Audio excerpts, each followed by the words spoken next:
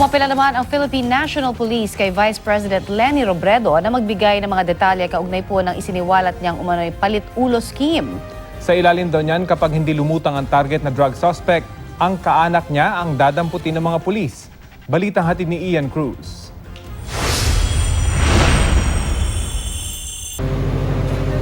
Oplan Galugad, one-time, big-time operation at mga drug operations. Ang mga yan kaya na may iba-ibang bansag ang tinutukoy ni Vice President Leni Robredo sa videong ipapalabas pa lang sa UN Commission on Narcotic Drugs sa Vienna, Austria.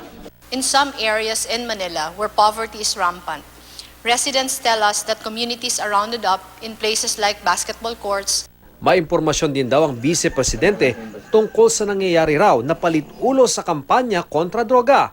Sana raw ay ituloy ng international community ang pagtutok sa anyay human rights violation sa bansa. They told us of the Palit-Ulo scheme, which literally means exchange heads, where the wife or husband or relative of a person in a so-called drug list will be taken if the person himself could not be found. Dahil walang inilakip na patunay, sabi ng pulisya, dapat idetalye ang palit-ulo para kanilang maimbestigahan. Kung may pulis na gumagawa niyan, di raw pinapayagan. We ask them to be more specific and let us allow those allegedly has done this answer for it. Umalma rin, pati isang kaalyado ng Pangulo. So, kung talagang may katuturan yan, huwag siyang pumunta sa media, huwag siyang pumunta sa abroad. Nandyan ang Office of the Ombudsman, dyan dapat dinudulog ang mga demanda. Pati ang palasyo. Absolutely groundless and has no basis in fact and in law.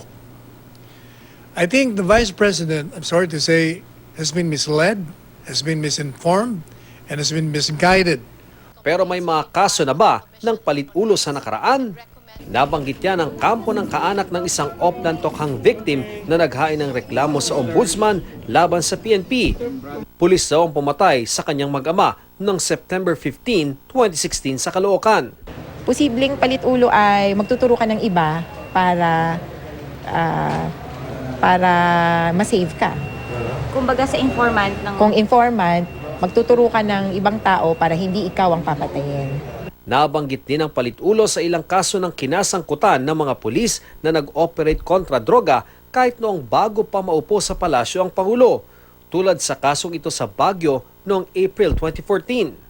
Pati sa ilang kasong nakarating na sa Korte Suprema, tulad ng isang drug case sa Ilocos Norte noong January 2007 at sa isa ring drug case sa Valenzuela noong namang July 1986. Sa parehong kaso, ibang tao muna ang inaresto pero inalok siyang palalayain kung magtuturo ng iba. Alam din daw ni Chief Presidential Legal Counsel Salvador Panelo ang ganitong palit-ulo, pero iba raw ito sa sinasabi ni Robredo na mismong kaanak ng hinahanap na suspect ang dadakpin. May dinadakip daw pero hindi kasama ang mga inosente at Unless they detain that person beyond the prescribed period by the law, I don't think it will be illegal. Ian Cruz, GMA News.